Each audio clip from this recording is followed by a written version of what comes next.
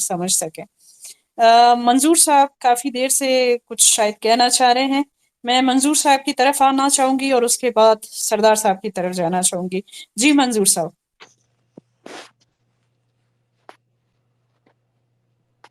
میری آواز آ رہی ہے آپ کو؟ جی منظور صاحب آواز کلیئر آ ہے۔ رہی ہے جی، آپ کو نے دوبارہ موقع دیا، بڑی آپ کی مہربانی۔ چونکہ یہاں بہت ساری باتیں ہوئیں اور اچھی ڈسکشن ہوئی، خاص طور پر ماروی سرمد صاحبہ نے جو باتیں کی، میں ایک دو پوائنٹ کے سوا ان کی تمام باتوں سے اتفاق رکھوں گا۔ اور افراسیاب صاحب نے بات کی کہ ہمیں اس طرف زیادہ توجہ دینی چاہیے جو ریاستی جبر ہے، لیکن یہاں پر کچھ ایسے معاملات، کچھ اور بہت سارے سوالات اٹھ کھڑے ہوئے ہیں جو سردار صاحب نے باتیں کی۔ اس حوالے سے میں ظاہر ہے ایک جونیئر، سب سے جونیئر ہوں، مجھ سے سینئر ہیں، اور میں سیکھنا بھی چاہوں گا۔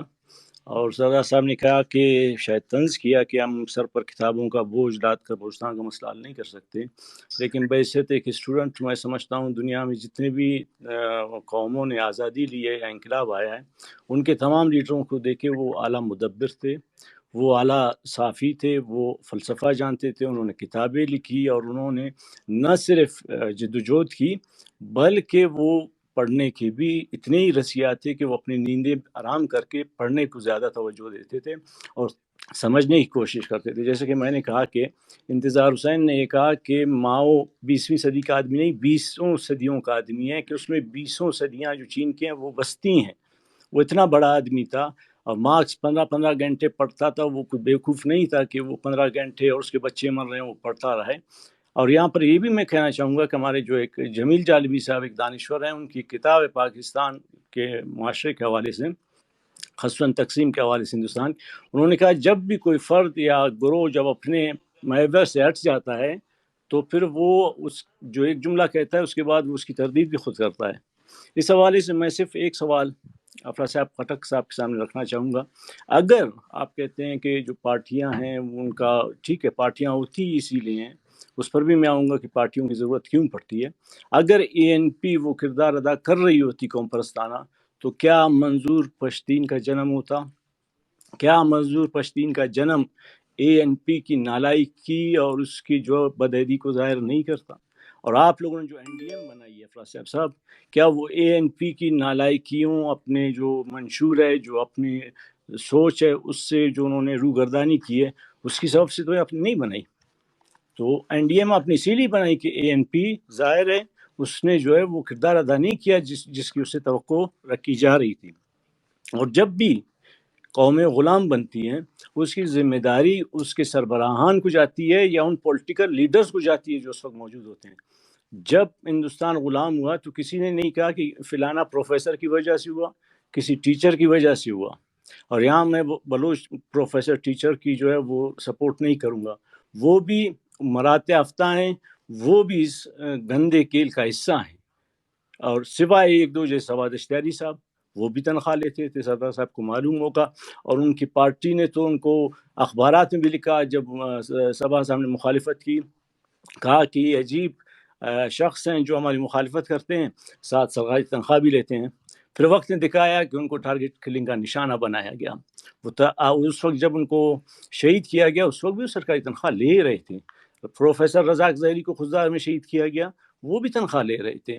اور ایسے بھی ہم نے ایجنٹ دیکھے ہیں جو تنخواہ نہیں لیتے ہیں لیکن اربوں کربوں پتی مالک بنے، جانتے ہیں، ہمارے ساتھ پڑھتے تھے، ہمارے کلاس فیلو تھے، آج وہ کربوں پتی کیسے بنے یہ ہم بھی جانتے ہیں، کوئی ڈکی چھپی بات نہیں ہے۔ اور دوسری بات یہ ہے کہ جب بلوچستان غلام ہوا تو کیا اس کی ذمہ داری خانہ افقلات پر ہے، میر بزنجو پر ہے، والیان لسب الا خاران مکران پر ہے، یا کسی ٹیچر پر ہے؟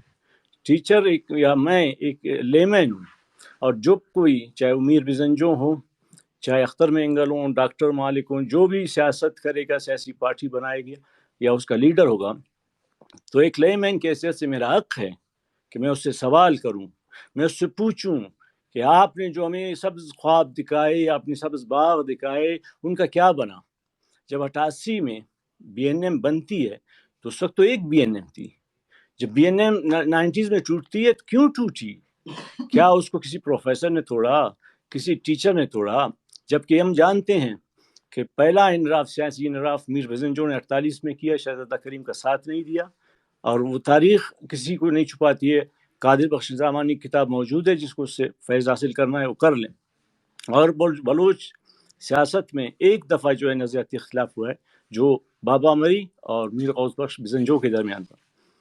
اور جو افراز صاحب نے بات کی، نیب کی بات کی یا پونم کی، تو بتاتا چلوں کہ حیدرآباد سازش کیس میں جناب آپ بھی تھے، اور میں ان کی بہت ریسپیکٹ کرتا ہوں، اور وہ بلوچ جو بھی مسئلہ ہوا ہے انہوں نے پہل کی ہے، میں ان کا بہت احترام کرتا ہوں بحیثیت سینئر ایک انتہائی پڑھے لکھے دانشور شخص کے حیثیت سے۔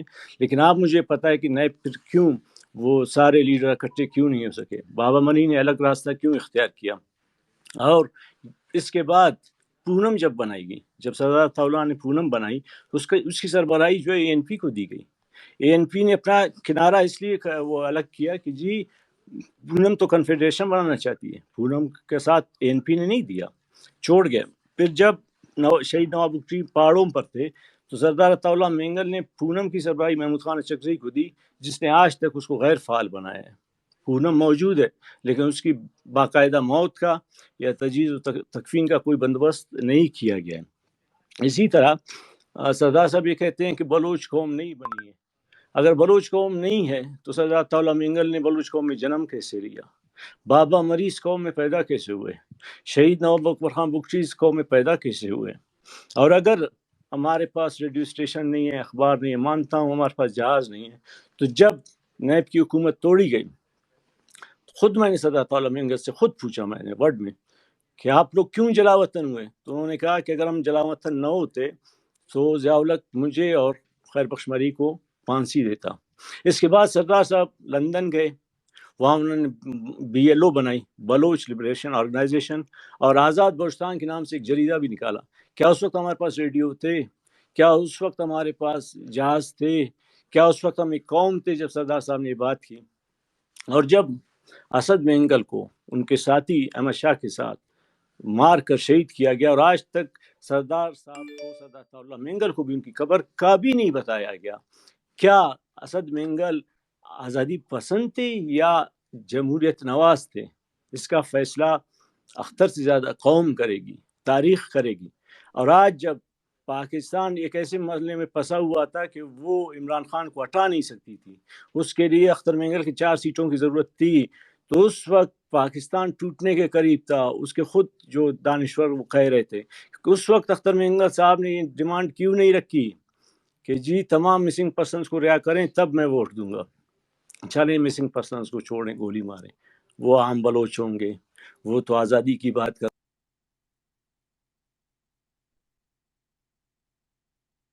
منظور صاحب آپ کی آواز نہیں آ رہی۔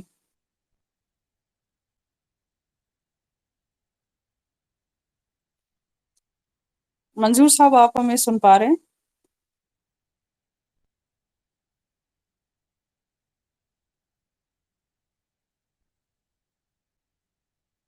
آپ سے محدود ٹائم میں رہتے ہوئے ہم نے بہت کوشش کی کہ صرف یہاں پر سردار صاحب نہیں، باقی پارٹی ریپرزینٹیٹیوز بھی بیٹھتے اور ہم ان سے وہ چیزیں پوچھتے اور سمجھتے، تاکہ as a student, as a victim اور ایک بہن کی حیثیت سے شاید کچھ سوالات جو مختلف ٹائم پہ۔ میرے کچھ سوالات جی ڈاکٹر صاحب پہلے آپ ختم کریں جی پلیز۔ میرے کچھ جی سوالات منظور صاحب کنٹینیو کریں۔ جی ابھی پلیز۔ جو انہوں نے جو یہ بات کہی کہ جی جمہوریت ہے، اور جو مارنگ یا جو ہماری خواتین آئی ہیں ان کو بھی تو تشدد کا نشانہ بنایا گیا۔ یا میں سوال رکھنا چاہتا ہوں، کیا یہ کام ہماری ماؤں بہنوں کا ہے یا سیاسی لیڈروں کا، پارٹیوں کا؟ قومیں اس لیے پارٹی نہیں بناتی کہ وہ صرف جو ہے وہ ایم پی اے فنڈ کے لیے جھگڑا کریں، گیٹ گرائیں، احتجاج کریں۔ پارٹیاں اس لیے بنائی جاتی ہیں کہ وہ معاشرے کو بنائیں۔ ٹیچر کا کام اپنے قوم کے بچوں کو تعلیم دینا ہوتا ہے، لیکن معاشرے کو بنانا اور اس کو قوانین دینا وہ جو ہے پارلیمنٹ یا سیاسی پارٹیوں کا کام ہوتا ہے۔ اور ہم نے دیکھا ہے کہ یہاں پر جب سردار طاولہ مینگل صاحب کے وفات کو 40 دن بھی نہیں ہوئے تھے، ان کا سوگ منایا جا رہا تھا، یہاں پر حکومت تبدیل کی گئی، قدوس بزنجو کو لایا گیا جو خود ان کے مطابق ان کا اپنا بندہ ہے۔ باپ بھی اس وقت بنائی گئی جب سردار ثناء اللہ زہری کو ہٹا کر قدوس بزنجو کو وزیر اعلیٰ بنایا گیا، اور ان کے اپنے ایم پی اے صاحبان قدوس بزنجو کے ماتھے سے بوسے لے رہے تھے، کوئی مٹھائیاں بانٹ رہا تھا. عطا اللہ مینگل کو لوگ بھول چکے تھے کہ ان کے سوگ کے دوران ہم نے کوئی ایسا کام نہیں کرنا ہے. پھر دوسری جانب سردار صاحب یہ کہتے ہیں کہ جی یہ ہمارے پروفیسر قبائلی ہیں. بالکل میں مانتا ہوں، پروفیسروں کی تو میں نہ دفاع کروں گا نہ اپنا کروں گا، ہم سب گناہ گار ہیں. میں نے اپنے بارے میں کہا کہ کل یہ نسل ہماری گریبان بھی پکڑے گی. لیکن میں یہ پوچھنا چاہتا ہوں کہ اگر ایک پروفیسر آپ کے پاس آتا ہے بنگلزئی بن کر، مینگل، شاہوانی، محمد حسنی بن کر، تو پھر آپ ابھی یہ کیوں کہہ رہے ہیں کہ اس قبائلی لانگ مارچ میں ہمارے ساتھی بھی ہیں، ہمارے ساتھیوں پر بھی ایف آئی آر کی گئی؟ کیا آپ کوئی الگ ہیں؟ کیا آپ کوئی الگ اس سے تعلق رکھتے ہیں؟ کیا یہ مہرنگ کا کام تھا؟ کیا یہ اس بوڑھی ماں کا کام تھا جو وٹ سے وہ کرے آئے، جس کو جو براوی کے سوا کوئی زبان نہیں بول سکتی؟ کیا جب بھی مسنگ پرسنس کا، جب بھی کوئی احتجاج ہوتا ہے، کوئی دھرنا ہوتا ہے، تو ہماری پارٹیاں، بڑے بڑے سردار، لیڈر، سینیٹر وہ آ کر اظہار یکجہتی کرتی ہیں؟ بھائی آپ نے اظہار یکجہتی کرنا ہے، یہ آپ کا کام ہے، یہ آپ نے کرنا ہے، ان ماؤں نے نہیں کرنا ہے. ان ماؤں کا کام نہیں ہے جو مسجدوں کے سامنے بیٹھ کر وہ چندہ اور بھیک مانگ کر یہاں آتی ہیں. ان کی حالت آپ نے کبھی پوچھی ہے؟ کبھی آپ ان کے پاس بیٹھے ہیں؟ پھر آپ یہ کہتے ہیں کہ جی کمیشن کا ذمہ مجھے اس لیے سونپا گیا کہ جج صاحب نے. آپ کو تو قوم کی جانب سے ایک ذمہ داری سونپی گئی تھی، آپ نے قوم کی ذمہ داری نہیں اٹھائی، آپ نے ریاست کی ذمہ داری اٹھائی. اس کمیشن پہ بھی بہت سارے سوالات ہو سکتے ہیں کہ اس کو کس طرح بنایا گیا. آپ نے کہا جی پولیس اسٹیشن ہے، لوگ تنخواہ لیتے ہیں، اور سڑک اس کا ہے، پانی اس کا ہے، پاکستان اس کا ہے، پیسے اس کے ہیں. تو اس کا مطلب ہے کہ جو ہمارے وسائل سے لوٹ کر لے جا رہا ہے وہ اگر ہمیں لوٹا رہا ہے تو کیا وہ ہم نہ لیں؟ یا جب ہندوستان نے تو مسلم لیگ کو بھی بنایا، اس کو کانگریس کو بھی بنایا، اس نے وہاں پر علی گڑھ یونیورسٹی بھی بنائی، ان کو سب کچھ بنا کر دیا. پھر نہرو اور گاندھی بیوقوف تھے کہ انگریزوں کا کہ آپ ہمارے ملک چھوڑ کر چلے جائیں. وہ بہت کچھ انہوں نے دیا. پاکستان نے ہمیں کیا دیا ہے؟ لاشوں کے سوا اور قتل کے سوا، ہمارے بچوں کو اٹھانے کے سوا. اور اگر یہاں پر ہمارے جو لیڈروں جن کے پاس کرب پتی ہیں، جو اپنا آج بھی پنجاب کی طرح اپنا جو وسائل ہے وہ بیچ رہے ہیں، اگر وہ یہاں پر فیکٹریز لگاتے، ان لوگوں کو روزگار دیتے، تو کیا یہ لوگ کہیں اور جا کے روزگار کرتے؟ بلوچستان میں ہے کیا سوائے چند سرکاری ملازمتوں کے؟ نہ یہاں پر سمگلنگ ہے، وہ بھی ٹوکن ابھی انہوں نے اپنے ہاتھ میں لے رکھا ہے. لوگ وہاں بھی غریب ہیں، وہ ٹوکن والا کام بھی نہیں کر سکتے ہیں. اچھا تجارت کی حالت یہ ہے کہ افواہ مہاجرین نے سارا اس کو ٹیک اوور کیا ہے، اس کے پیچھے فوج بیٹھی ہوئی ہے، ساری بلڈنگیں سارے جو بھی ہے ان کے ساتھ ہے. بلوچ کے پاس کیا ہے؟ چپراسی، چوکیدار، مالی. اور اسی کے لیے آپ سفارش نہیں کرتے ہیں کیا آپ کے کارکن آپ کو اس لیے ووٹ نہیں دیتے ہیں کہ آپ آ کر ہمیں کچھ چپراسی چوکیدار کی پوسٹیں دیں تاکہ ہمارا گھر چل سکے؟ اگر آپ لوگوں نے اپنے پیسے دبئی یا اس میں دیگر ملکوں میں انویسٹ کرنے کے بجائے اگر یہیں لگائے ہوتے تو بلوچ کو آج شاید ان اداروں میں ذلیل ہونے کی ضرورت نہیں تھی، جہاں ان کو ہر طرح کی ذلت کا سامنا کرنا پڑتا ہے. کوئی خوش نہیں ہے. آپ آج یہاں پر بلوچوں کے لیے ادارے بنائیں، میں ریزائن دے کر اس ادارے میں 24 گھنٹے کام کرنے کے لیے تیار ہوں. لیکن جب فیملی آپ کی ہوتی ہے تو وہ مٹھی نہیں کھاتی ہے، اس کو کھانا بھی ہے، بیمار کو علاج کی بھی ضرورت ہوتی ہے. اور اگر آپ یہ کہتے ہیں کہ جی اس بلوچ قوم کی جو ہے روایات فرسودہ ہیں، مجھے تو حیرت ہوتی ہے. جو قومیں اپنے آبا و اجداد کی روایت کو فرسودہ کہتی ہیں وہ غلام ہوتی ہیں. ہمارے آبا و اجداد کی روایات سنہرے ہیں. اگر ہم آج اپنے آبا و اجداد کی روایت کو چھوڑ دیں تو ہماری آئیڈینٹی ختم ہو جائے. اور اگر ہمارے آبا و اجداد کی روایت فرسودہ ہیں تو وہ غلام بھی ہم اسی لیے بنے کہ ہم نے اپنے آبا و اجداد کی اس کو راستے کو چھوڑا. اور اگر آپ کے بقول یہ سارے جو ہیں وہ فرسودہ روایات ہیں اور اس کے ذریعے ہم جا نہیں سکتے، تو آپ مجھے بتائیں کہ پھر آپ ظاہر وہی بات کر رہے ہیں جو ایک نوآبادیاتی کمانڈر بات کرے گا. وہ یہی کہے گا جب وہ بابا مری سے ملے گا، جی آپ کی جیب میں بھی تو پاکستان کا روپیہ ہے. یا اگر مجھے جس طرح آپ نے شکایت کی کہ ہم قوم نہیں بن سکے ہیں، ہماری روایات فرسودہ ہیں، تو اس کا مطلب آپ اس معاشرے سے مطمئن نہیں ہیں. تو میں بھی اس معاشرے سے مطمئن نہیں ہوں. تو کیا مجھے اس معاشرے کو چھوڑ کر چلا دینا چاہیے یا خودکشی کرنی چاہیے؟ یا کوئی اگر مزدور کسی مل میں کام کرتا ہے، اگر اس کے مطالبات نہیں مانے جاتے ہیں، وہ اس کے لیے ہڑتال کرتا ہے، اور ہڑتال کے پورے ہونے کے بعد وہ پھر اس میں کام کرتا ہے، تو کیا آپ اس کو کہیں گے کہ جی آپ کے مطالبات پورے نہیں ہوتے ہیں، آپ چلے جائیں، اپنے گھر چلے جائیں، مٹھی کھائیں؟ جب تک جو بھی قوم ہے، ہندوستان کی قوم جب تک غلام تھی، اس نے بھی ملازمت کی، اس نے بھی سب کچھ کیا. لیکن وہ اپنے قومی افتخار کو نہیں بھولے. آج وہی ہندوستان ہے، وہ اپنے ہاتھوں میں ہے. تاج محل کس نے بنایا؟ مسلمان مغلوں نے بنایا، لیکن اس پہ پیسہ کس کا خرچ ہوا؟ ہندوؤں کا، ہندوستان کے ہندوؤں کا. تو تاج محل مغلوں کی جاگیر نہیں ہے، وہ ان لوگوں کی جاگیر ہے جن کے پیسے خرچ ہوئے. یہ سڑکیں بن رہی ہیں، یہ ہمارے پیسوں سے بن رہی ہیں، اور ان سڑکوں پر سالانہ 10,000 لوگوں کی اموات ہوتی ہے. لیکن آج تک میں نے نہیں دیکھا ہے کہ اختر مینگل، ڈاکٹر مالک نے کوئی احتجاج لانگ مارچ کیا ہو. 4 نوجوان اٹھ کر کراچی سے لانگ مارچ کرتے ہیں جن کو طرح طرح کی مشکلات کا سامنا کرنا پڑتا ہے. میں سمجھتا ہوں کہ وہ انسان ہے، اور آج جو کچھ کر رہا ہے نوجوان اپنے بلبوتے پر کر رہا ہے. اور میں یہاں بہت سارے سوالات رہتے ہیں، یہاں میں انور ساجد صاحب کے ایک اس پر ختم کرنا چاہتا ہوں. انور ساجد صاحب نے کہا کہ یہاں پر کوئی سیاسی جماعت نہیں ہے، یہ جو ہیں وہ ہیں این جی اوز ہیں، ڈیڈ این جی اوز ہیں. اور بلکہ میں یہ کہوں گا کہ جو کتابوں کی تصدیق کرتا ہے، اور اسی لیے میں کہتا ہوں کہ ہماری لیڈرشپ انگوٹھا چاپ ہے. اور بلوچ قوم کو اگر نجات دہندہ چاہیے، قومی نجات، تو اس کے لیے ماؤ جیسے لیڈر کی ضرورت ہے، بابا مری جیسے لیڈر کی ضرورت ہے، سردار عطا اللہ مینگل جیسے لیڈر کی ضرورت ہے، جو انتہائی پڑھے لکھے لوگ تھے، دانشور تھے. اور جب ہم بچے تھے انہوں نے ہمیں یہ راستہ سکھایا. اور جب 88 میں بی این ایم کا کنسلٹیشن ہوا انتخابات، تو وہاں یہ تھے مری مینگل آئیں گے، انقلاب لائیں گے. یہ نعرے میں نے نہیں دیے. یہ جو بی این ایم کا تھا کہ جی آپ کے قومی خود ارادیت، یہ میں نے نہیں دیے. میں چھوٹا تھا، میرے والد نے دکھایا کہ جی یہ سردار صاحب ہمارے لیڈر ہیں، سردار عطا اللہ مینگل جیلوں میں ہیں. یہ میری یادداشت ہے. بعد میں ہم نے جتنی باتیں سنی انہی لیڈروں سے سنی. لیکن بعد میں 88 کے انتخابات میں میر بزنجو کو بابا مذاکرات کس نے کہا؟